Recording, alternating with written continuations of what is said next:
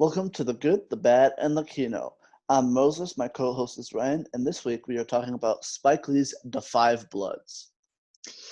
Yes. So before we kind of jump into the film a bit, I mean, what's your history with Spike Lee? I mean, I think you and I had a very similar background. Very with limited him. history with Spike Lee until Black Klansman came out, which we saw together, I remember. Yep. We saw which that is together in the theater. an amazing film. It's a great movie. I like it a lot. And then I went back and I watched another thing of his, I think, can't remember. And then this last week before The Five Bloods came out, I watched Do the Right Thing. And now I've seen The Five Bloods. So I think I've seen 3 or 4 of his films. I've only seen Black Klansman in this film. I watched the first 10 minutes of Chirac. Oh, wait, no, I'm not a fake film student. Because I'll bring in something that we mentioned a long time ago on the podcast that I've finally gotten around to. But for me, for Spike Lee, all I've seen is you've seen him in. All I've seen is Black Klansman, and I started watching Chirac, but something pulled me away from it. And the way it opened, it didn't invest me enough for me to really go back to it. Its style and rhetoric was just a bit off-putting for me personally. But I loved Black Klansman. I still think overall it's my favorite of the two, but like The Five Bloods for me really gives it a run for its money. I'd have to rewatch Black Klansman. It's been a while since I've seen it. Right. But, I honestly, I might just watch back to back. But in reference to what I was talking about earlier, when we talked about David Lynch on the podcast, what is it, a month ago, 6 weeks ago, Velvet, we always said, okay, Ryan, if you ever watch Mulholland Drive, like we'll talk about it, briefly. Well, I have seen Mulholland Drive. I watched it last week, and it was okay. Like, you see why I didn't pick it for the podcast? Yeah, 100%, 100%. Because why don't we do Mulholland Drive instead of Blue Velvet? Because that's more of a famous film. And you were like, it doesn't seem that weird. It just seems like about an actress in LA. What's so weird? Yeah. And I was like, Ryan, you don't know what you're talking about. Trust me. Yeah, I know. Yeah, it definitely is the right decision that we picked Blue Velvet. Because like now on my Letterboxd I give it 2.5 stars. So to me, it's the definition of a 5 out of 10 film. Like, there are some really good things about it, and there are some absolutely shit things about it, in my opinion. So like when I think about the film, it's just like, well, it's fine. I get, I guess, why people herald it as like one of the best films of the 21st century, because like, yes, like analytically and the way that everything connects in the end, it's like, yes, in that sense, it's well structured and kind of brilliant. But also, for 2 hours, I hated watching it. And if I'm watching a film that's already 2.5 hours long, which it should not be that length, it should not be. And there are aspects of the dream of the dream idea that don't need to be in there to be conveyed that it's a dream. And then for it to be like in the last 20 minutes to be like, oh, here's the emotion, here's the real story, here's why this makes sense in the dream and how it all connects together. And I'm like, okay, that's really smart. But leading up to it, it wasn't for me. And I think it's one of those, maybe if I rewatch it, knowing what it's really about now, I'll enjoy it more. But just as like a watching experience, I really didn't enjoy it. But from like a film student analytical perspective, it's like, yeah, it's fine. It's good. That's everything you said is fair. If I had to say anything I watched this week, I watched Artemis Fowl, which was yeah. Yikes. And I also watched The King of Staten Island, the new Judd Apatow film. I still need to see that. I really enjoyed it. I really want to see it. It was a bit long, but still very enjoyable. Yeah, but that's 2 hours and 17 minutes. That's Judd Apatow, even though it shouldn't be, and that's not what Judd Apatow should do. I don't think the film hurt too much because of the runtime. But the funniest thing to come out of that is I sent you this. His daughter did an interview about the film, and she was like, "Yeah, that's funny. That made me chuckle." His daughter is in the cast, and she was like, "Yeah, I didn't get the part because of nepotism. I auditioned for the role. I wanted to prove myself." It's like, I'm sure you auditioned, but I'm sure that it's all talk. Yeah, it's all talk. My dad directed this movie, and I'm cast in it, but it's only because I'm talented. I swear. She wasn't bad in the movie. She's a fine actress. Bullshit. Also, Excuse me. she's been in all of his movies pretty much, I think, since she's born. And also, Has she? She's in like This Is 40 and other stuff. And also she's in Euphoria. I didn't know that. She's good in that. So it's not like she's a bad actress or anything, but that just was really funny. But yeah, overall, Wow. Pete Davidson, really great performance. So I highly recommend it. Yeah, I really a pretty good really time. want to see it. Otherwise, that's all I really watched this week, I think, except for for me it was Mulholland Drive, which we're about to talk Mulholland about. Drive, To Five Bloods, and I watched Friday, which was a fun film. It was entertaining. I don't know why you watched. Ryan cut out as usual because his Wi-Fi's a little bitch. But as usual. But he was just talking about how he's seen Friday, which I don't understand why you watched Friday, but sure, why not? Because a friend recommended it to me. It was funny. I enjoyed it, and like I was reading a review online, and someone made a good point of like it's actually a film that shows like a positive side to like the Compton neighborhood in LA, which everyone thinks about as like gang violence, boys in the hood kind of thing, which like that's a great film. But like it was, like that was a good point someone made of just like, it's a fun like lifestyle film there that like shows like, that not everything's also bad there. So it was a fun film. It's not like, oh my God, laugh a minute, like an absolute gut buster of a comedy, but like it was funny. I enjoyed it. Early Chris Tucker is pretty good, before, Rush Hour 3, but up to that point, he had some moments, but yeah. So we will be talking about The Five Bloods. Yes. So how would you like to start this off, Moses? Just general thoughts. I think I'll just talk about it. I watched it on Friday morning, just when it came out. I was like, when by the time while I was watching it, no one would have had the time to even finish it based on the Netflix release times, because they release it everything at the same time. Yeah. And in Europe, globally. It's like 9 or 10 a.m. Release time for their stuff. Yeah. And I really, really enjoyed this movie. I thought it was a lot of fun, a bit messy at times, but there's a lot of drama there, enough stuff for me to be interested and invested in.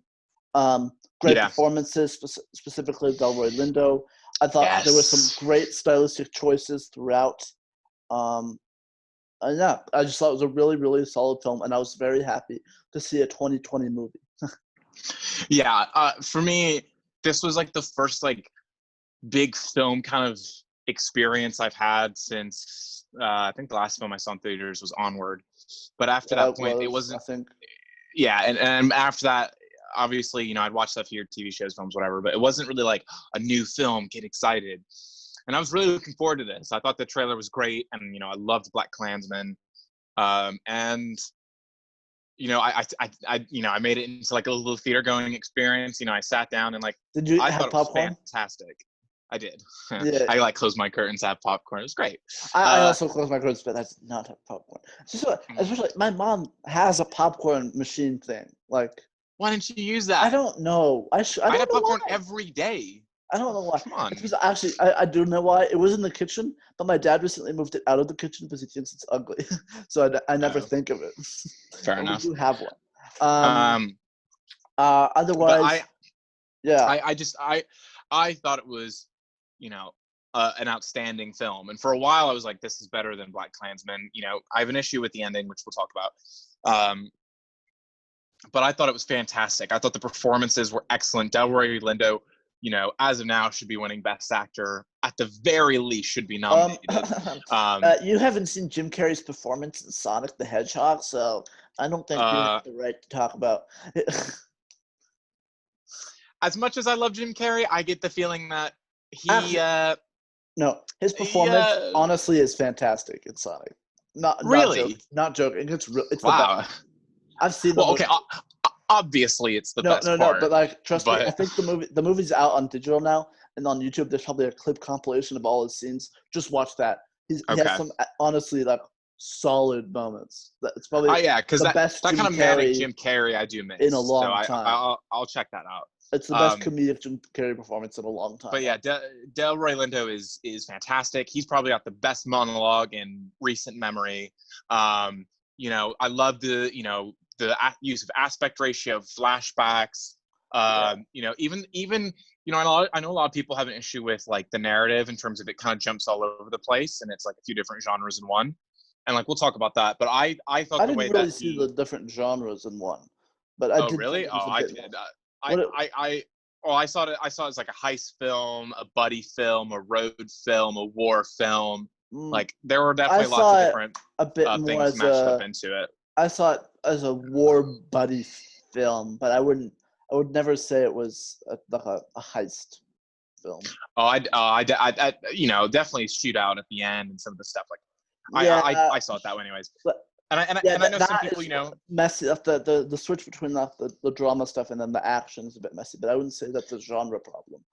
well, and I know that some people like did have that kind of issue, but to me, I thought what was brilliant about the film is that you know, even though the narrative might be a bit jumpy, the thematic through line is so clear and so distinct, and the character work is so excellent that it really carries you through.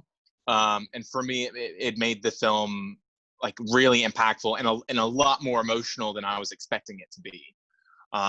You know, I definitely cried at one point, which is something I can't say for BlacKkKlansman, even though I do love that film. I don't think I cried during this one.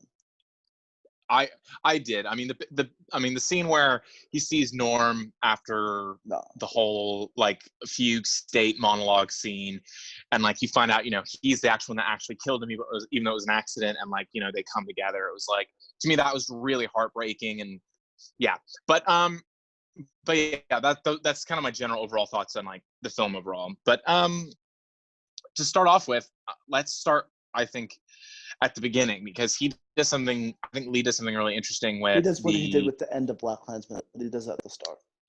Yeah, he does it at the start, and to me, it's really impactful how he does this, because it's showing the, you know, civil unrest in America throughout the 60s and early 70s, and mirrors that with what's going on in the Vietnam War. And to me, that's really smart because it sets up that central theme, which is the reason why, you know, well, not necessarily that, but the fact that, you know, civil unrest in America at that time was no different than to what was going on in Vietnam, and like what America was doing to the Vietnamese and what America was doing to the African Americans at the time as well. And like he makes that distinction really clear, which then throughout the rest of the film makes a lot of the thematics, I think, a lot more powerful, because again, like the film definitely discusses race and what it was like for those guys to go back home after the war, and the fact that they never got anything. They were in a war they didn't understand, and they were fighting for people that oppressed them. And that puts them in a similar standing ground as the Vietnamese at the time. And I just thought, like, for him to start the film that way was really bold. And like some really, like, honestly, like it was kind of gross in a good way. Because, No, it was. You saw images of people like actually getting, like, real images of people getting killed. No, and, I like, was to start shocked. a film that way was really I was shocking. shocked because in the famous photo with the Vietnamese man with a gun to his head, I had no idea there was video to go with that, and they showed video that goes with that. And I'd never seen that footage before, and so Scary. that was shocking to me, because that's one of the most famous pictures of all time. You know, it's one of the most famous photographs ever taken, and I didn't know there was a video that goes along with it, and I was like, that's shocking to me. I've heard criticism of the opening similar to the criticism, some people's criticisms relating to the end of BlacKkKlansman. Not that it which was is mine. No, not that it was pandering, but that it uses footage of real people dying, and like very traumatizing events, and the film uses it for its own benefit. And you could describe it as being untasteful. I've heard that criticism. That doesn't really. It's a valid one, but it is quite valid. But it's definitely something to bring up and discuss. But for me, I know that, like, to me, at the end of it's a whole other issue. But yeah, to me, the ending of BlacKkKlansman, even though I didn't like how, you know, forceful and like in your face that ending was, I do think that that felt more justified than to open the film with like that kind of killings and brutality. It made more sense, I think, in that perspective than it did in this one, in terms of that specific criticism. I remember walking out of the theater with you when we saw BlacKkKlansman, and you liked it. Oh, I love the film. No, I mean you like the film. ending. You like the ending. I don't like the last minute where he uses real life footage. I Yeah. love the cross burning and where, you know, your theory where it could be Adam Driver and Yeah, like that's my theory on all that. And like, again, someone brought up the point, which is why I don't hold it too much against Black Klansman, where it's like, I understood the point of the film that it's going for throughout, but not everyone's a film student is going to understand like the analogies and metaphors. I so am a film student, so I understand the metaphors. Okay, but I'm so smart. I'm Ryan. I'm not trying to be like that, but like some people like may go into it and when they see at the end, you know, the real David Duke who's still active today and like some of the, you know, not even riots, but some of just the brutal attacks, you know, happening in America, you know, at that time, like it was something that was necessary for people to really understand the full point of the film. And I respect that. It's just for me, the way that ending's done doesn't particularly work. And we'll talk about the ending of The Five Bloods because we both have an issue with the ending, but for a very, very different reason. Yeah, we have different reasons for the ending. So yeah, so I like that he opened the film in kind of using that footage and tying together, you know, the rallying cries of civil rights leaders and with what's going on in Vietnam. I thought that was really like successful opening. I also just really liked the opening when it cuts to the actual characters of the film, how it's like right on point. And I also love that one shot when they go to that party, that club. We're Apocalypse Now, and they're just like dancing down, and it's a really good shot. I really like that whole bit. I really enjoyed just. That's a real club in Vietnam. Is it? I looked it up. It's an actual real place. Wait, Ryan, do we want to go clubbing in Vietnam? Do you want to go to Vietnam? Like we can go now. Let's like. All right, guys, taking a hiatus from the podcast a couple weeks. We're going to Vietnam. I'm booking my tickets right now. EasyJet, baby.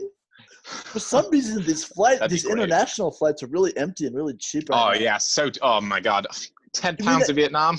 I'll be there. Are you telling me I can fly to Paris for next to nothing? Bonjour baguette. Oh, I wish. I'd love to go travel. I wish I could travel. I do love that aspect of the film when it opens. Like you get a great sense immediately, the camaraderie between the four of them, and like the chemistry off the bat, like it flows so well and they work really well. And even in the nightclub scene, once they sit down, and I thought this was such a bold choice for the screenwriters to make Paul, who's Delroy Lindo's main character, to make him a Trump supporter. And a lot of that conversation at the time of them at that table is about that, and like, you know, where Delroy Lindo's coming from, why he felt like, you know, it was right for him to build the wall. And like as the film goes on, you see why he's a Trump supporter. It's because he went off to go and fight, and he blames the Vietnamese in the war for what happened to him back home. That's so he has the most interesting aspect of the film to me. It's the blame these nationalities put on each other, but also the overall theme of nationalism to me is the most interesting aspect. It is. Especially you and I come from more of a multicultural background as we've traveled a bit. Growing up, we've lived in different countries. There's an interaction that happens in the film where you have I can't remember his name, but one of the mine detonator guys, who asks the son of Paul about Trump, how Trump was the president in the U.S. and how they elected him, and there's that short interaction, and I thought that just that little thing was super interesting to me because I've had that moment. Like I was in India last year at a store, and someone noticed I was American and asked me like what I thought of Trump, and I like it was just that just reminded me of that, and that is a real thing that happens. And overall, the themes of nationalism throughout the film, with what they think is their property, for like Vietnamese think the gold belongs to them, but they think the gold belongs to them, and some of them think it belongs to the cause. Some of them think it belongs just to themselves for financial gain. And there's that whole aspect of it, and it's like, what does this country owe me? Which to me, that's why the idea of nationalism is such a strong aspect of the film, is because Spike Lee's basically saying, you know, race relations is directly related to nationalism, and to these men, for some of them, they're comfortable with them being black. But the interesting part about Delroy Lindo is like it's almost like he expects more because he's black. He feels like he's owed because so much of his life's has been taken away because of his skin color.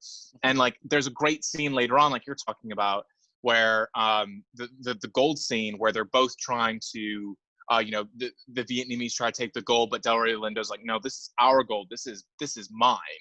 And I love that scene because they were both coming from the same perspective, but just on opposite sides of the fence. And it made that connection of like both groups have gone through the same thing, been wronged by the same people, yet they're still fighting. Which again, I think is also Lee talking about how the powers that be, America as a whole, or quote unquote, white America, uses nationality and nationalism to suppress people and to allow for infighting. And that's also what I liked within the film, is like the group itself, like they were really connected, but also very fractured for like several different reasons. And, I thought, like you said, like I thought a brilliant aspect to the film that Lee explores like super well. I agree with everything you've just said. The whole aspect of nationalism was super interesting to me, as I've said before. And I really just enjoyed how it discussed that topic, and also the topic of legacy. Also, by the way, none of those characters or the people in this movie are old enough to be Vietnam vets. They're all slightly too young. What do you mean? All the actors and stuff, they're all a bit too young to be Vietnam vets. But that's not a big deal. I thought about that, but but I was like, you know what, who cares? Like, that kind of thing is it. Going back to what you were talking about, there's also their tour guide, who at one point brings up, like, were you guys at this battle? And they were like, yeah. And he's like, my dad was at that battle too. You guys probably fought each other. And so it's showing how these people are coming together, but they were fighting each other before. And just that whole aspect was super interesting to me. I also really enjoyed the score. Yes. The score has one very repetitive theme that I really enjoyed, and I know I should look this up, but BlacKkKlansman also had one theme that they repeated a lot, and so I'm wondering if this is if that's just. Do you think it's the same composer? Let me check because very prominently they use the same thing over and over and over again. He was in the music department for BlacKkKlansman. Composer. So same person did it. That makes sense to me why. Also, I love the poster for this movie. I watched a video on YouTube. I do. There's like both posters of it I think are great. Yeah. Because there's two different ones. Yeah. Terrence Blanchard is the name of the composer. The poster, Netflix put up like a little video on the poster, which I watched.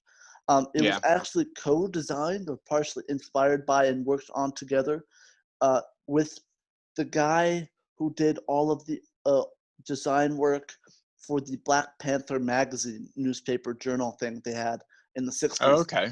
And it's all based off his work that he did back in the day, and they called him up and had him work on it as well. So that's super great. interesting. And there's a video on it of Spike Lee like talking to him and going through all of it. And so like this person who designed stuff for the Black Panther Party while the Vietnam War was going on. That's so cool. Because like he has this artwork where it's like a poster and there's stuff inside the head, which is like the main poster for this film as well. Also, going to the other cast members of the film, Jonathan Majors as the son of Paul is really good.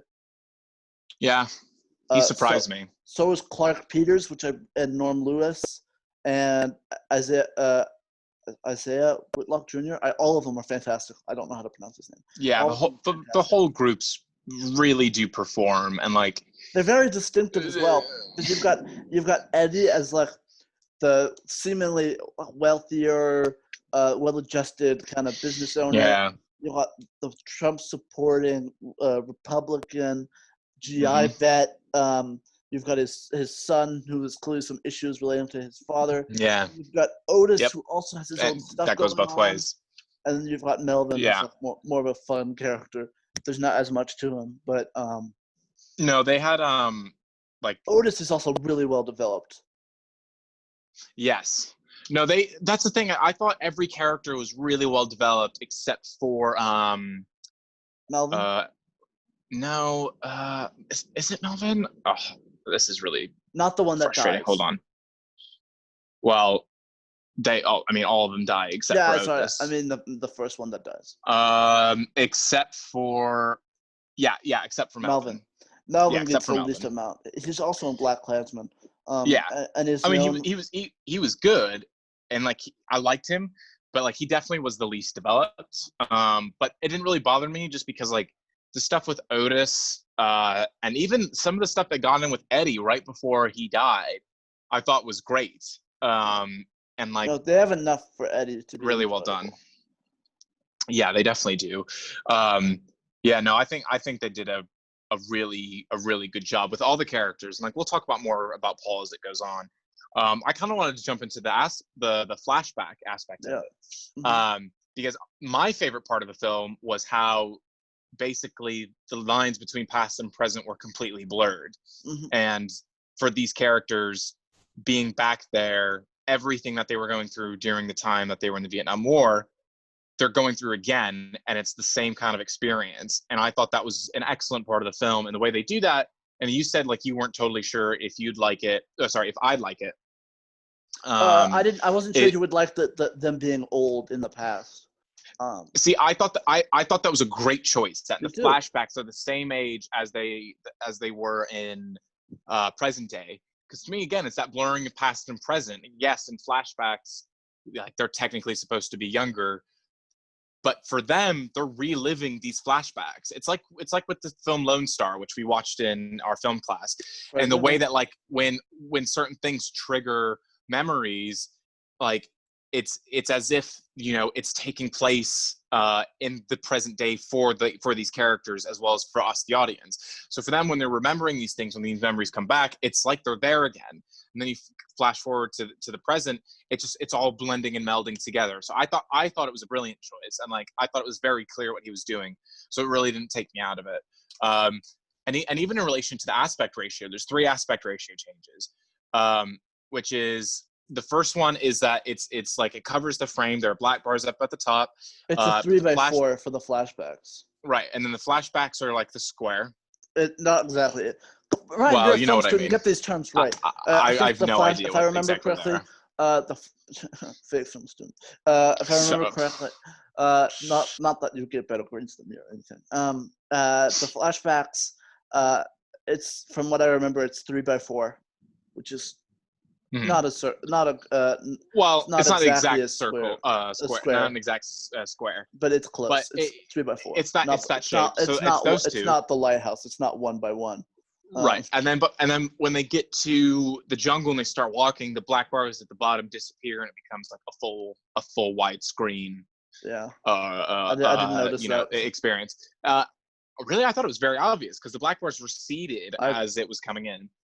So I thought it was excellent because it was the film was marking the different stages of their journey, and I liked the aspect ratio. They got some waves shit going on in here. They did, and I loved how the aspect ratio to the past was more tightened because that anxiety and that PTSD of I love how they shot the flashbacks. I know you have a problem with the first action sequence, but I thought just in the sense of the choreography and like the way that they were like fighting the Viet Cong. For like at first seemed a bit like movie and fake-ish, but then as it went on, it was totally fine. But I also think the aspect of being movie and fake is just that it's a memory, partially. Yeah, of course. But also, I just love how it's shot. Notice, it's very close quarters, not just the aspect ratio. It's not, but right, also it's all the camera. The camera is very close to everybody and all the objects, so it's claustrophobic. But also, it still feels epic. Because the camera is on like a dolly and it's swooping by everything. And so I really enjoyed all of that. I just mentioned the word epic. This film felt kind of like an epic at some times.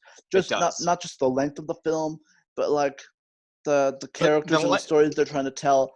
And the length to Oh, me like was the length the length was a positive to me, because I felt like, yes, at times the pacing dragged, but at times the epic it feel did feel made, epic. like, to me, it enhanced the story for me Black Klansman's personally. only like 12 minutes Black shorter, and that Klansman's doesn't feel short. That doesn't feel right, epic. But right, this film also feels epic because it has like very prominent end credits for all the cast, all the cast members of the film, where it cuts back right. to, and it's like that's something you do like at the end of a 7-movie franchise, and this Well, movie did it at the end of its own. it did, and I thought, that was a great decision, and I thought, so many aspects of the film I thought were really, just really well done in that aspect, and the flashbacks in specific. If you notice the first one, the sounds of the guns sound like the firecrackers that the kid drops. I The didn't sound notice design that. actually mirrored that, and I thought that was a great choice. And so I love the use of every aspect ratio and what it meant metaphorically for the characters I would in love the to go to film. I thought it was a great choice. that moment with the firecrackers. Definitely like listen for it, because it doesn't sound like No, proper guns. It no. kind of sound like toyish, but That, I was like, oh, that's a bit off. But I was like, that oh, it sounds like the firecrackers. this movie had a couple good jump scares, including when Eddie dies. That was a definite Yeah. jump scare. That Oh scared the yeah. shit out of me. That scared me, because he was walking back, and Yeah, at the first I was like, walking oh back, I shit. knew something was bad was going to happen. It was really Yeah. obvious Yeah. something. I wasn't expecting a Something was going to. landmine, but I knew. When Oh he my blew god! up, my first thought was, oh shit, and I kind of laughed because we just watched Tropic Thunder, and Yeah. that happens in that film, and I was just like, you know what? I know, like, I'm not gonna dock that film for this, but like, I kind of can't unsee that, like, Tropic Thunder is parodying this kind of He's thing, got and the now this blood film's leading spurting into it. out, But and like, then you've got Jack Black yeah, that he's got shows up. And he's got, he's got, he's got no legs, arms blown off. So like, but that was also I love very the choice graphic. I love the film. I love the choice that the film made in killing them off, Except for except for Otis. But what I liked was, because to me, it was like Lee was saying, for these people to give reparations to the African Americans still at home and still fighting for a cause and change, they have to sacrifice and give their lives the same way that Medgar Evans, I think, right? Medgar Evers. I think it was something like that. Yeah, Medgar Evers, Martin Luther King Jr., and Malcolm X did. Like, the true people who provoke change, like, give something of themselves along the way. And I thought that was like a very powerful statement that the film was making as well, is that yes, they were willing to die for the money, but it's because they were willing to die for something greater than themselves. And you've got the in the moment end. with Melvin's death, where at the start of the film they're talking about the first black man to die to get awarded a special honor in Vietnam. I love how they mirrored that. I would never jump on a grenade for you guys, Yeah. and then he ends up doing it to He save ends up Otis. doing it. And so that's a No, great moment. I thought it was all that was such like good decision making. I felt like Spike Lee's point, really, just like, I was really impressed that they were ballsy enough to do that. The firecracker bit, that reminded me. I have German grandparents who were children during World War II who had to flee, and they also could not listen to fireworks. And you hear that a lot, that like veterans and stuff cannot hear fireworks, and so I thought that was a really interesting moment. It was very upsetting to them, and they really react like something's going off, and it kind of shows off their elements of PTSD. Maybe think of my grandparents in that moment. Like, we used to set firecrackers off in the backyard and they couldn't handle it. So that aspect of it was super interesting to me. And I do like how they did that. It worked really well in terms of the PTSD as well. I mean, even the scene on the boat with Paul and the fish market, or like the I can't remember what they called it, but basically the market that's on water, and the guy tries to give him a chicken. It like sparks a panic attack within him, and like a PTSD thing. And then like you said, nationalism. They had that moment where, like, Paul's blaming the Vietnamese guy's blaming Paul, and it's just like that animosity about nationalism, like, and like a genuine, you killed my father. My mother, and like, that sense of nationalism, emerging, but almost a misunderstood one, because both don't understand either one, but they're both struggling and suffering for the same reasons by the same person or like entity. And I thought that was really interesting as well. So like the way, to me, just what impressed me so much about the film is just the way every moment, every scene, everything tied together to that larger overall idea, and really came back full circle to it. I thought Paul Walter Hauser and Jasper, who I can't pronounce his last name, it's very Scandinavian, who was also in Black Klansman. I thought they were both underused. Yeah. When they came in, like, I understand why the French girl was there, but when they came in, I was like, also why Paul is Walter this Hauser necessary? has nothing to do in the third act. He's just there. Not really. Yeah, he's just there. It was a bit strange, that whole thing. And like at the time, I was always, when they popped up, I was like, this isn't really necessary. Also, based off the but trailer, like, I really thought they they were going to be the villains. I thought they was. I did too. Because I did too. They set it up to be that way because you show Jonathan Majors talking to the French woman, and then you have a shot of Seppo sitting down and looking very ominously, and you're like, being a little aggressive. Yeah. Like, is he playing another racist character? To be honest, those two characters didn't need to be in the film. The French girl would have been enough, I think. Probably, but you maybe would have wanted a team to be with her. I thought Seppo, they could have developed that a bit more, but Paul Walter Hauser had nothing to do. Man, they killed him off quick, and like real fast. He's just running away. Yeah, man. It was almost refreshing that he wasn't a piece of shit. That's true. That aspect I thought was good, in the sense that like no one was really the villain except for Jean Reno, which like again was a very interesting choice. That was wearing the MAGA hat. He's the white guy. Going after everyone very clearly. Like, what car do you think Jean Reno drives? Well, in the film, he drives a what's it called? He drives. Why did you take notice of what car he drives?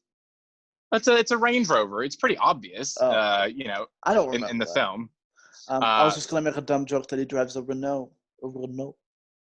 Yeah, that's quite funny. I do like that. I'm very funny. Let's go back to the flying to Vietnam game. Yes. Oh God. Okay. But that kind of stuff. I would actually like to visit Vietnam. Seems interesting. I would too. Road trip, baby. But here we go. Don't step on landmines. I thought that was an unnecessary aspect of the film, but didn't take away from me that much. Like, I don't know, this is one of those films where like there are some like really small things that don't fully work, but the overall film itself to me is so excellent. I don't really care. And I have one minor grievance, and this stuff doesn't usually bug me, but the way Jonathan Majors finds the gold is like a real coinky dink. Yes, I thought that at first, and that did bother me. And it does happen to just be right over the gold. That did bother me, but at the same time, when they checked the case and it was corroded and like it was all over the mountain, I'm like, okay, this makes more sense now than like, oops, one or two got lost, and then they open up the crate and it's all there.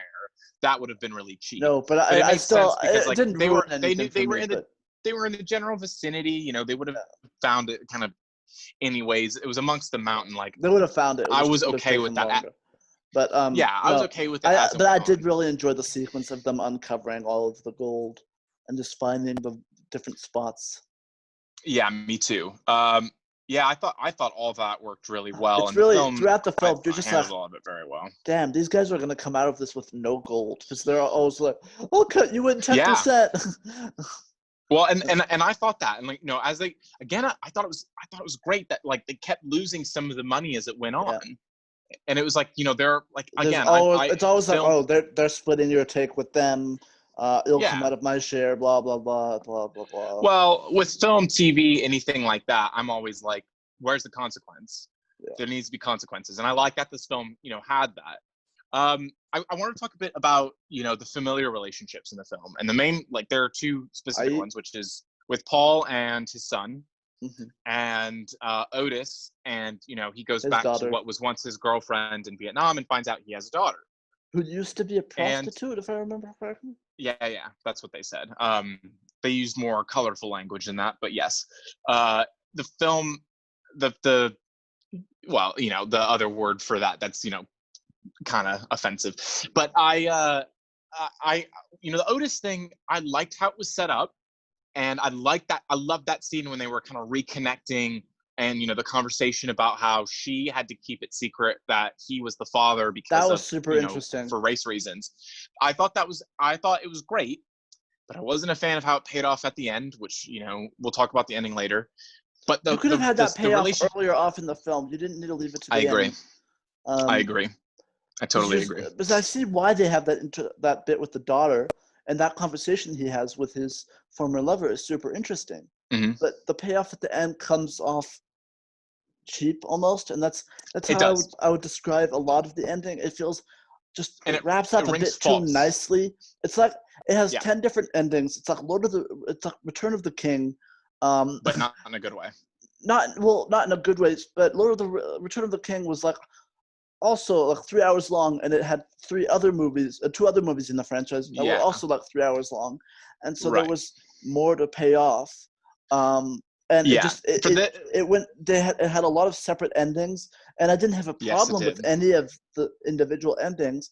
It just didn't fit together. Stacked onto each other. I completely agree. It felt a bit cheap, and it wrapped up a bit too nicely.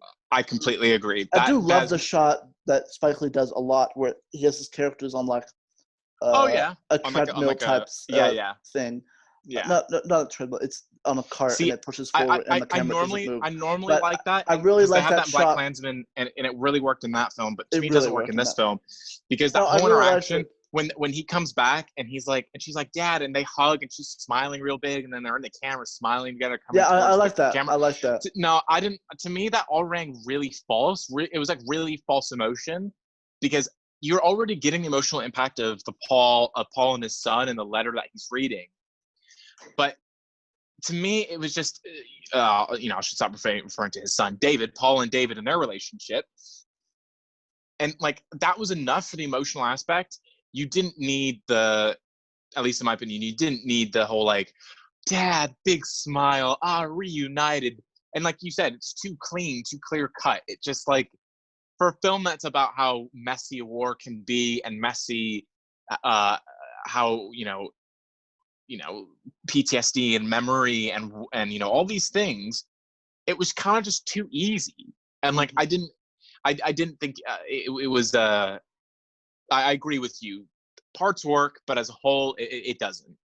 But speaking of Paul and David, I thought that was a great aspect of the film, because it was brutal how distant Paul was from David. Oh, yeah. And how throughout the film, even Paul was conflicted about, how he felt, wanting to show how he felt towards David. And later on, it's heartbreaking when he's like, you are like dead to me. My son is dead to me. Yeah, that was rough. And like, it's heartbreaking because early on you have that scene at the campfire where they're like, I love you. I know my life's been hard. I know I've been hard, but like, I do love you. And you're like, oh, well, man, some good reconciliation there. But as it goes on, it's more complex than that. And I like that they had the balls basically to explore the relationship like that. And I think it pays off really well when that letter's read. I thought that was a really well written kind of letter, because sometimes they come, those moments of like reading off a letter for a character doesn't fully work, even though there's a certain film last year that should have done it. This El Camino with Brock, that letter should have been read. We should have heard what Jesse wrote to Brock. You know what movie? You know what? It's not a movie, but you know what? At what form of media kills it with the reading the letter of someone who's dead at the end? Do you know? Come out a year ago. I talked to you about it this week because I rewatched it. Stranger Things season 3 episode. Oh yeah, 8, the finale. That's a perfect example of how you do that. That's perfect. I'm gonna mention it now because I forgot that I rewatched it this week. The finale of Stranger Things season 3. It's an episode of a show. It works finale onto itself. It is one of the most satisfying TV show episode finales of a season ever. It's so good. That whole season. We both agree it's the best season of Stranger Things. Yeah, absolutely. Season 1, it's iconic because it started it all. Season 2, middling because it didn't know where to go. Season 3, they found their groove. Everything is peak Stranger Things. The And then back you've half of got- season 2, I think, is great. Well, except It's for that not a one bad shit season. episode. Yeah, But it's not a bad season. No, it's just not as good as the other two. Season 3 is definitely the best season of that show so Yeah. far. Yeah, no, I think and I, to be I don't honest, know how they can top it. It should have been the final season. I kind of agree. I They didn't agree wouldn't have had to originally. I didn't agree originally. I only agree now because they're bringing back Hopper, which pisses me off. Yeah, It really I'm pisses happy. me off. I'm I hate when happy shows that- and films I'm do that. There's happy- no fucking Also, consequence to anything. they've already done that with 11 dying at the end of season 1. But yeah, and that I was okay with because, like, okay, an integral part in season 1, it's fine, you do that, it makes sense. She's got those connections. They're gonna do some bullshit thing that explains Hopper when there's no conceivable way. It's easy. It was either like, oh, but it shouldn't be. That babe teleported him or jumped into the upside down and they pulled him out. But he's not going to be in the upside down. They show him at a Russian prison camp in one of the trailers. And then the Russians pull him out. That's what I'm saying. But that I hate. I would have preferred if he was in the upside down. They had to go find him. Yeah. That would have been great. But for him to just be like, oh, he's taken by the Russians. Like, what the? Like that. I don't know what they're going to do. Benefit of the doubt because I don't know how last season was unbelievable. I don't know how they can up what they did in season 3. I don't know, man. Just the finale in terms of the special effects, the score, the emotional beats. It is all pitch perfect. There is nothing better. It's all there. It's all there. Like, it has great action. Great. They have the perfect balance of tone, and they've got that killer emotional kick at the end with the Hopper letter. Like, come on. It's so good. It's really so good. It could have been the final season. It ends with characters moving away. A broken person at the end of that. You can end with characters moving away. You don't actually need great David Bowie song. Yes, great David Bowie song. Covered they brought that back, man. Yeah, it's one of the members of it's Peter Gabriel. Oh yeah. Yeah, man. That finale from them having to say goodbye, which always makes me cry in film, and in relation all the performances are so great. People give Millie Bobby Brown shit for being an annoying internet personality, but damn, her performance is so good. She's a good actress. Yeah. Anyways, yes, we love Stranger Things season 3. It's a great season. Honestly, Stranger Things is in my top 5 or 6 favorite shows. To be honest, I love it. It's not particularly smart in what it does, but it is so fucking effective. But it's fucking good at it. Yeah, it is so effective. And you know what? It is great sci-fi. It's great coming of age, and it's just really well written and well executed. And there doesn't have to be all this other stuff. But fucking perfect. It's perfect. I love that season. Anyways, that finale, man. That finale. Going back to another episodes of TV. Yeah, going back to another Netflix property.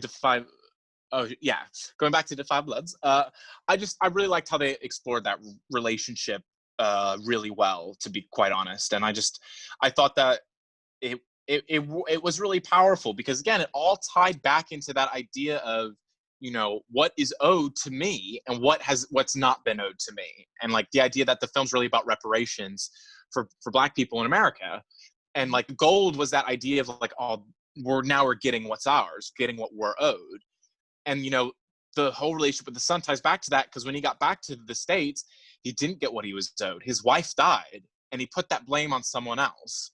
Yeah. And again, that idea of that character keeps putting blame on other people and other things, because he can't deal with the fact that his own skin color is what has put him at a disadvantage, and it's heartbreaking. And and they really, really milk the most out of that. And they pull up those statistics where it's there's this much percentage of Black people in America, but this is how many African Americans participated in Man, that blew my. When they said that, I was like, yeah, because it's all they had low income people. Yep. Fighting Cannon the war. Fodder. And all the do white university students got to finish college. So there's that. It's just there's that famous Creedence Clearwater song, the Vietnam song, where it's I'm not the son of a senator, blah blah blah. I had to go to war, et cetera, et cetera. Yeah. And so the people I do love that. Who had less opportunity in life had to fight in the war. And they start with that clip of Muhammad Ali being like, "Why would I fight in a war? They never called me the N-word. They never stripped away my human rights." That was a great way to start. Yeah. That was a banging way to start, man. Yeah, it was a great way to start. start that. Yeah. Sticky. I still like that term. It's a fun term. I don't know where I picked it up. No idea either. Maybe. But I thought they just did a great job with that relationship. And in Paul in general, like his character, and man, that monologue in the jungle when he's really laying all of it out. I rewatched it yesterday.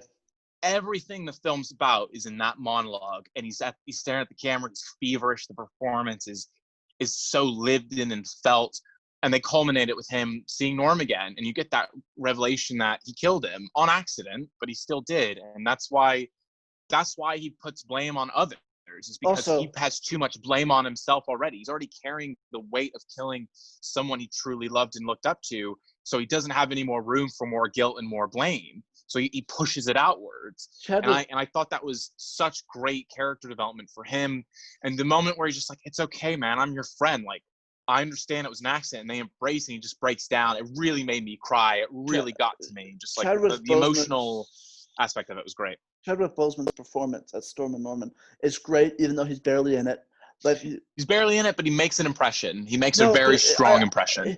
It's like you have an actor who's like very mythological almost, because he's played James Brown, he's played Jackie Robinson, he played King T'Challa in Black Panther. So he's played all of these like very famous African American roles, all these black roles. And then you have him embody this role who's almost mythological, and so you've got his background as an actor playing these mythological characters, playing this mythological person. So it's a great casting choice. He's barely in it, but he does make an impact, and I almost wanted to see more of that character just because he seems super interesting. And he was a great character. Where they all get angry because Martin Luther King Jr. was assassinated, and he has to calm them down. That's that was one of the best scene to me, because he was like, we have to control our rage. This is how we push back. No one controls us. All aspects of who we are, including our rage, is ours. And they shoot their guns up in the air. I thought that was such a powerful moment. Thinking about it, like that was one of my favorite scenes in the film. It really gives me chills, just because like that says so much about, I think that, like, again, what I think Spike Lee does better than any filmmaker, even a bit better than Ava DuVernay, in my opinion, as much as I do love Ava DuVernay, is talking about the Black experience in America. And just like at all points in time, that is something they have the power of. And it still relates today with the riots and what's going on. They're controlling their rage. They're controlling what their voices should be heard.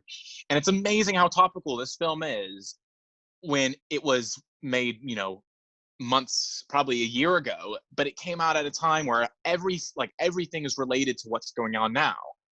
And to me, I think that's why this film will probably be remembered in the long term. Like we talked about yesterday, that Do the Right Thing is his classic. I think Black Klansman will be remembered as a classic, and I think this will be remembered as a classic because of its time and place when it came out, and what it meant, what it will still forever mean to that specific experience and to this specific place and time for African Americans. I don't know if the movie's nominated. It was my second choice to win Best Picture that year. What was yours? A Star Is Born to me should have won Best Picture that year. We're both in agreement. Are you a Green 40-year-old mom who cranks Lady Gaga on the weekends? I don't care. Do I like Lady Gaga? No. Is she good in that film? Hell yes. Does that film make me cry like a little child? Yes, it does. It's a great film. The pacing is mad messy in that movie, bro. It is. I will give you that. Bruh, that's its biggest that pacing issue. Is mad messy. Yeah, it's not sticky in a good sense. It's sticky in the bad sense. But I agree. I agree with that. The messing and the pacing, and that's a bit off. But I do love that. I do love Black Klansman, and I think this again, it will maintain that status as a classic going forward, and will be seen as, I think, this year's most important film by far. And it was great because you're watching a film that's about history. Wait till Parasite 2 Electric Boogaloo comes out in May. Oh, I will watch the shit in out December. Of that. But just the way that the film's about history and American history and race history, it's also very much about current day history and has now become a part of that. And I think that's why I think this is such an outstanding film, because it goes beyond being a film. It becomes a part of the social zeitgeist, in my opinion. It has already, just because of the way in which it talks about its subject matter in a clever, character-driven way to me is brilliant, and I love the film for that. Delroy Lindo's performance is really good in this movie, but Yeah. he's no Kirk Lazarus. That's yeah. See, man, if Robert Downey Jr. was in that role, A-star, man, like 5-star movie, easy, all the way. Yeah, Delroy Lindo, no. Bring that Robert Downey. No, not Robert Downey. Kirk Lazarus. Kirk Lazarus. That's right. Kirk Lazarus. That's right. 5-time Academy Award winner. I love how they put that in that film because like no actors ever won that many didn't Academy Katharine Awards. Hepburn win like 5? I don't think so. I think the most anyone has ever won is 3, and Daniel Day-Lewis, and Jack Nicholson, and Meryl Streep's the most. I'm pretty sure at 3. Oh no! So Katharine Hepburn won 4, but no, the person who's won the most Oscars, to my knowledge, is Walt Disney. Is Walt Disney? Yeah, but I mean, Oscar-wise, actor-wise, okay. So then he won 22 Oscars. Yeah, Katharine Hepburn's won the most. I wonder if that Walt Disney number includes all the mini statuettes he got when they won the Oscar for Snow White. Because they got. I'm sure all that's included. Because he got like a big statue and then a bunch of little like, dwarf ones. Right. No, I'm very certain that those will be in there. Yeah. I thought Katharine Hepburn had maybe won 5, but no, she won 4. No, that's a lot for one actor. Meryl Streep doesn't have more than that, right? No, she's got 3. Weak, am I right? 3, yeah. Do better.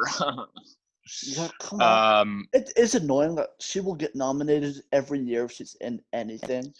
That is annoying. I think that's a shame because it's limiting the other actresses. Into the Woods. What? Yeah. Or there was that one about the guitar. Wait, hold on. Did she get nominated for that? No. She didn't get nominated for that, I don't think. Okay. Well, she got nominated for Florence Nightingale, whatever it was called. Florence Foster Jenkins. Yeah, and that was like whatever. What? Why? Like even the post. We get it. You're Meryl Streep. No, that makes no sense to me. That to me is like that's a gimme. That's like you're on a drama. Here you go. Well, yeah. The last one that made sense is August Osage County. That made sense. That's also how come he gets the automatic Best Picture nominee. Steven Spielberg movie. Oh, it's Spielberg. Yeah. Even though I love Bridge of Spies, and I think that film should have been nominated for Best Picture. Are you 55 years old and my dad? Bridge of Spies is a great film. It's a great film. The Post is not. The Post is a middling film. I think The Post is pretty boring. Yeah, I didn't. It's okay. It's fine. Are you 55? Because there's no other reason you should like Bridge of Spies that much. And if I was, it's still a great film. It's really good. It's just a great film. Okay. It's just a great film. I have a couple more thoughts on yes. I've already talked about how I liked all the action scenes, and as they went on, they got a lot better. Like especially in the present day. I liked all the characters' deaths. Really all impactful. I didn't know they all were gonna die except one. Yeah, and all metaphorical in a very like Game of Thrones way. Like Paul dies digging his own grave, which that's so metaphorical. Digging his own grave of guilt and regret and pushing people away. He dies. This movie had a lot of squibs. And yes, it did. And he's getting hear destroyed. That, by the way, our neighbors are. I can't hear that much. It's your neighbor. So that's very metaphorical. When I just had the character names up. Is it Melvin? Melvin jumps on the grenade. He jumps on the grenade, which again relates back to what it was talking about. What he was talking about earlier in the film. Eddie, he gets his legs blown off, which to me is a metaphor for how he doesn't literally have anything to stand on because all of his money was taken from him. And he went going bankrupt, so he died that same way. And then who was the last character to die? There was another character I was just thinking of. That's only 3 of them.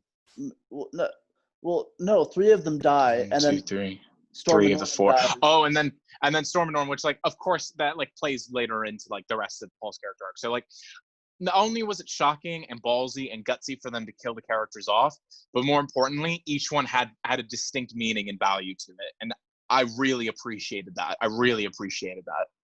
Because I think when film and TV does that, and, you know, people say what you want about Game of Thrones, but to me, what makes Game of Thrones one of the top 2 best shows of all time is that every single character death has meaning and a metaphor behind it that's somehow related to their character arc. And this film does that for the main characters in this. And it makes the film like so much more impactful to me. I don't and know honestly, if I'd ever, so it's in my top 2 shows of all time, but I did like it. For me, it is Breaking Bad, Game of Thrones, top 2 right there. Yeah, and then I don't actually know. American Vandal's up there is one of the best shows of all time. That is such a good show. I'm so angry that they won't bring it back. One of the best shows of all time, easy. I don't know, like in general, no, but there's very few shows have entertained me to that level. It's one of the best shows of all time. It's a brilliant satire. It's one of the best satires of the past 10 years. Because it's satirizing something, but it's still using that platform to be super entertaining. It does, and that's brilliant, Moses. When I first saw it, that's exactly what I said, and I love that show for that exact reason. Like, I just want to go buy. I want to watch that show now. Oh, here's what we should do after our current project we're working on, season 3. Oh, okay. We could do our own little, like, you know. Okay, yeah. I'm so sad that they canceled that show, and I don't know why. Well, it's so well reviewed. Because Netflix does this thing where unless it's like the biggest show of all time, like a 13 Reasons Why or a Stranger Things, they don't see much value in going. 13 Reasons Why. No one should. I can't believe they continued that to 4th season. I'm watching 13 Reasons Why season 4 at the moment. It is the funniest shit I've ever seen. It's a comedy, man. It's hilarious. I don't know what the writers are thinking. Okay. For a minute, when you're like, I'm watching it, please do not tell me you're a fan of that show. No, I'm watching it with comedic commentary tracks to make it funnier. You know. I refuse to watch that show. I think it exploits like suicide. And it does. Okay. And in the first season, I refuse to watch it. Oh, okay. The first season is problematic in terms of what you just mentioned, but like it actually has some like good moments unto itself, like honest, interesting moments. But then it has gone bonkers off the wall. So you didn't see season 1. No, I didn't see. Season 1, it's just this like sad story uncovering why this girl killed herself and just like realizing that it's all about mental illness, whatever. It handles it in a weird way that a lot of people would describe as bad, which I would probably agree with. But it's interesting at least, and it has some actually good moments. And then the show now, they've covered up a murder. The rapist from the first season has died, and they've blamed someone else for his murder. And that person now has died in prison. And so these kids have like mad guilt because they're covering up murders left and right. And now they're also that's so dumb. I'm sorry. Hunting them, and like they're seeing the ghosts of the people they've like framed and killed for murder. So and they're going off the wall bonkers. And like in terms of depictions of mental illness, the second season was like trying to show that the main character was like mentally ill, and the way they do that is by having him see the ghost of the dead girl, the girl who committed suicide in the first season. Yeah, which isn't the right way to tackle this issue, and like it's fucking insane. Yesterday I just watched an episode where they went camping, and it's like a weird camping episode, and there's like a horror subplot. I don't know what the fuck they're doing. The fact that show exists, it's insane, man. Is infuriating. It's insane.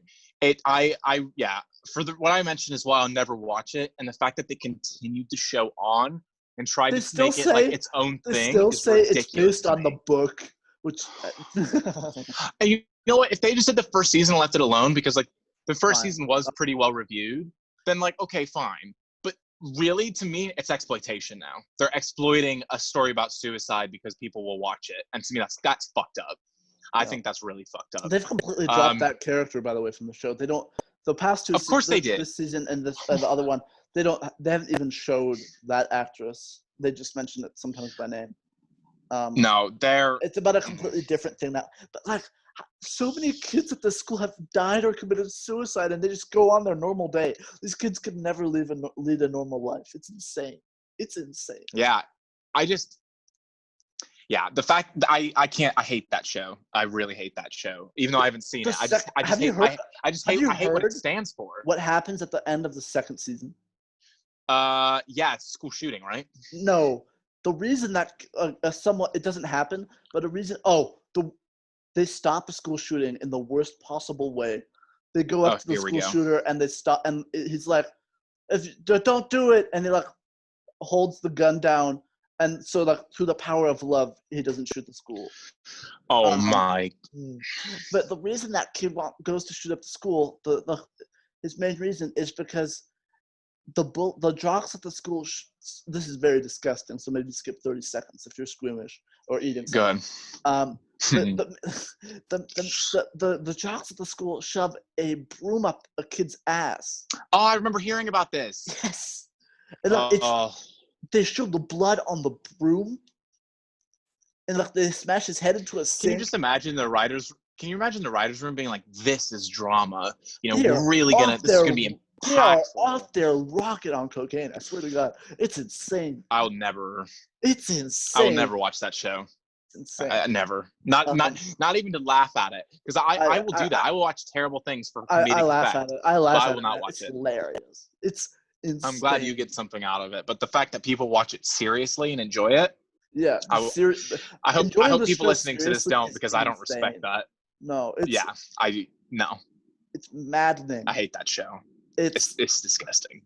They had an abortion subplot in the third season that went nowhere. Oh, of course they did. Why not? Yeah. You know, let's just tack on all the most controversial issues, handle them all poorly, and then be like, our show means something. It's really like value. Oh my God. Going back to what I was saying, unless your show is a 13 Reasons Why or a Stranger Things, it's not going to get more than 3 seasons usually, because sorry, this is really loud, but statistically, no, you're fine.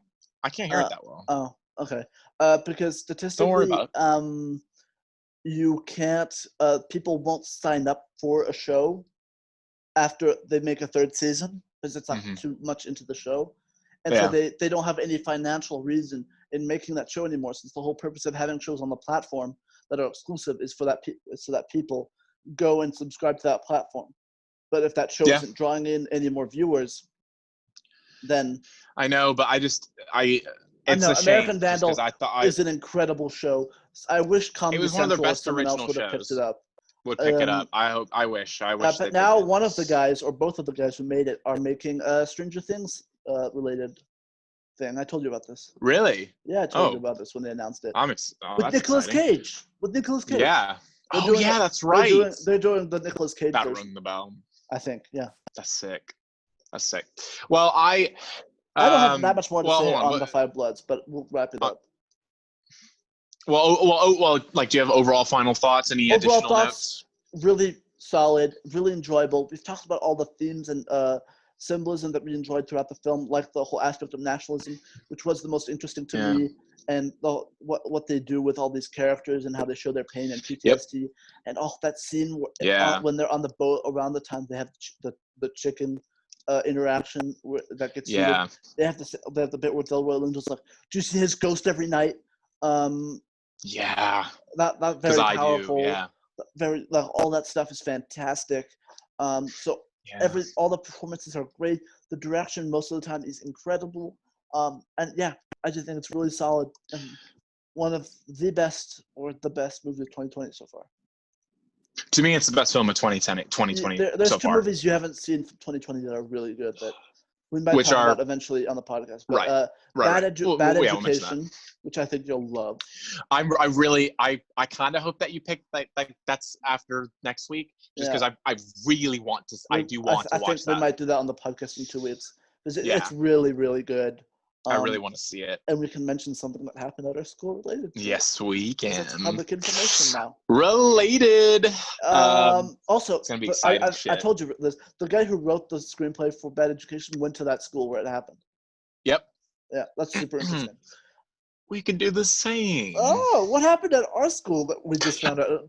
I don't know. We'll see in 2 weeks' time. It's public information now. It's in reports. For me, this is the best film of the year. And Bad Education and Never, Rarely, Sometimes, Always, which I also need to check out. But to me, this is the best film of the year. I need war films are my favorite, are my second favorite type of film, like genre. You're proving to me that you're a 55-year-old dad. I don't care. War films are great, and at this point, I've seen so many. There have been so many for decades, especially about the Vietnam War, that to me, a great war film has to do something new.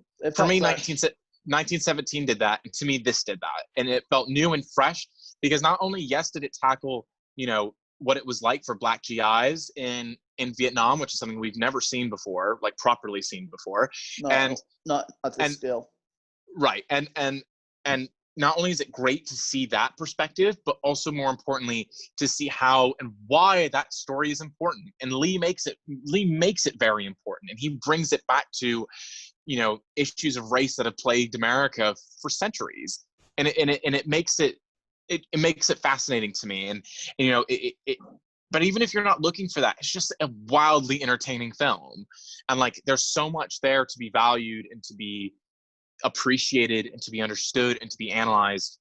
And we've talked a lot about what it relates to, but to me the best thing about it is that it brings something new to a type of film, the Vietnam War film, and makes it not just topical, but makes it meaningful and impactful, and it's emotional. And Delroy Lindo should be winning an Oscar at this stage, in my opinion.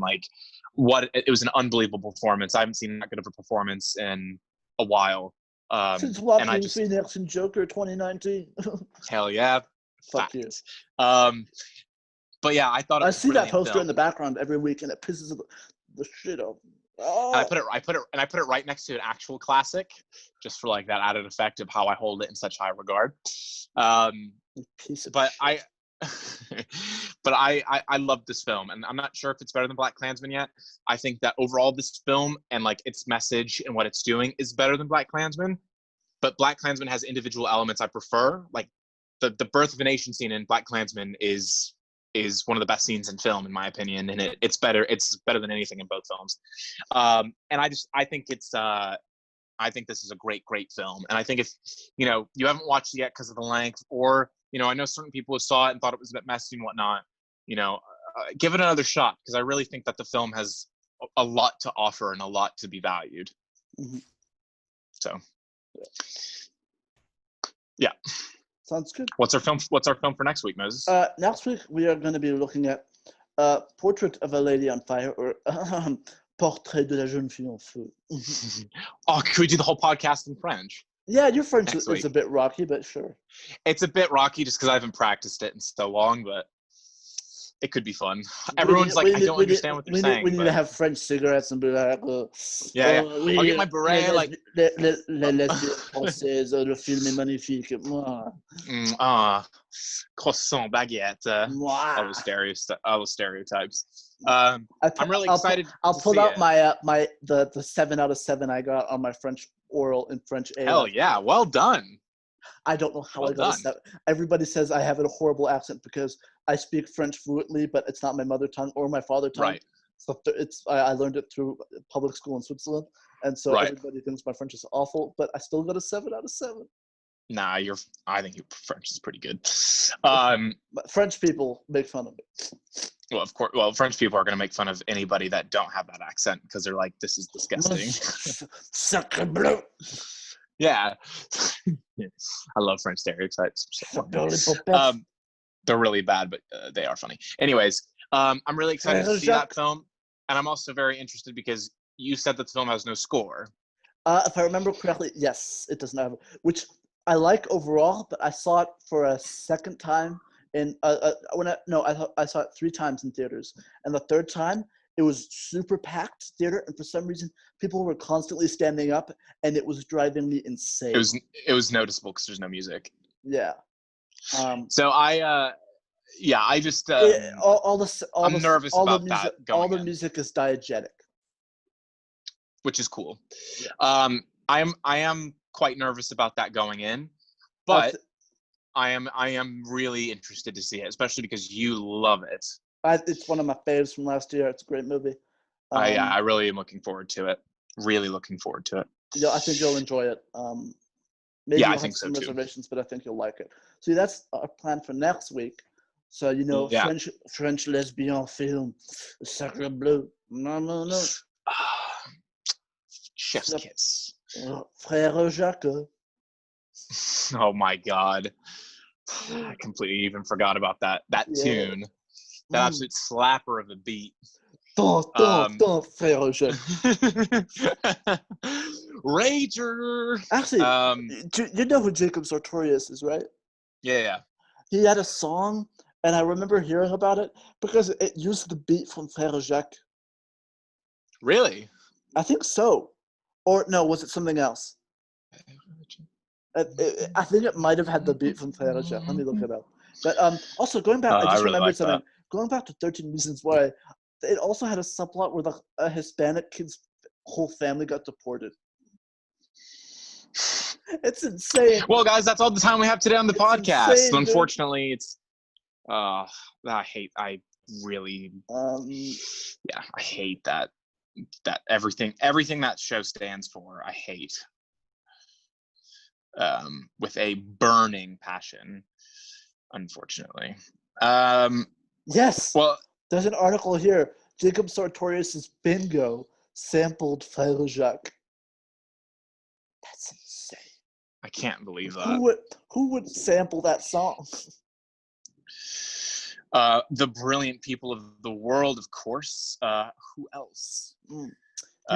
We forgot to mention any Jacob Sartorius in our music video episodes. Dang. Oh, what a shame. Actually, you mentioning that has reminded me of something that. But you're the number one Jacob Sartorius fan? No, not that. I have an idea for a future podcast episode, but that's neither here nor there. Sexy tease. Yes. So you diddled up the listeners like that. Shut up. Well, what a tickle. All right. Well, is there anything else you would like to discuss? We have an email, thegoodthebadandthekino@gmail.com. I've linked our Letterboxd accounts in the description below. Thank you for listening to last week's episode, and I hope you listen to next week. Yeah. We had a lot of fun guys, with for watching last week. Yes, we did. And we've got some exciting stuff coming up around the bend, so stay tuned. Very sexy. Yes. Stay Kino, everybody. All right, well, stay Kino, everyone. Bye-bye. What did Show say last week? Keep in Kino? What was it? Oh, yeah. Keep it Kino or something like that. Keep it Kino. Like keep it Kino, my guy. Yeah. Hell yeah. I love Bye, Show. guys. Anyways, yeah. Bye, guys.